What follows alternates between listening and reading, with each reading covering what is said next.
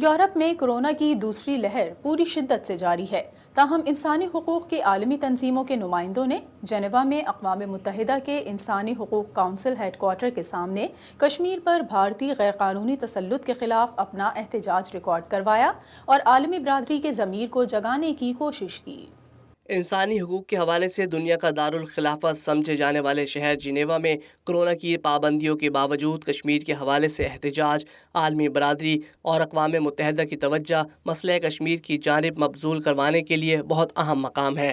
مقبوضہ جموں کشمیر میں گزشتہ 7 اشروں سے انسانی حقوق کا بحران جاری ہے اور کشمیریوں کے بنیادی انسانی حقوق کی وسیع پیمانے پر خلاف ورزیاں کی جا رہی ہیں۔ شرکاء نے مقبوضہ کشمیر کی خصوصی حیثیت کے خاتمے کا اقدام نامنظور کے نعرے لگاتے ہوئے اقوام متحدہ، عالمی برادری اور سوئٹزرلینڈ کی حکومت سے مطالبہ کیا کہ کشمیریوں کو ان کا جائز حق دیا جائے۔ دوران احتجاج مظاہرین نے مختلف بینرز اور پلے کارڈز اٹھا رکھے تھے جس پر کشمیر کی آزادی، اقوام متحدہ اور عالمی برادری سے صورتحال کا نوٹس لینے کا مطالبہ کیا گیا تھا۔ مظاہرین کا کہنا تھا کہ نہ کشمیریوں نے کبھی بھارت سے الحاق کا فیصلہ قبول کیا ہے اور نہ ہی کبھی بھارتی آئین کو تسلیم کریں گے۔ مظاہرین کا کہنا تھا کہ بندوق کے زور پر کشمیر کو مزید یرغمال نہیں بنایا جا سکتا۔ اس موقع پر مقررین نے خطاب کرتے ہوئے بھارت کی جانب سے کشمیر کے بھارت میں انضمام کی کوشش کو اقوام متحدہ کی قراردادوں کی توہین قرار دیا اور عالمی برادری سے نوٹس لینے کی اپیل کرتے ہوئے کشمیر کو ان کا حق خود ارادیہ دینے کا مطالبہ کیا۔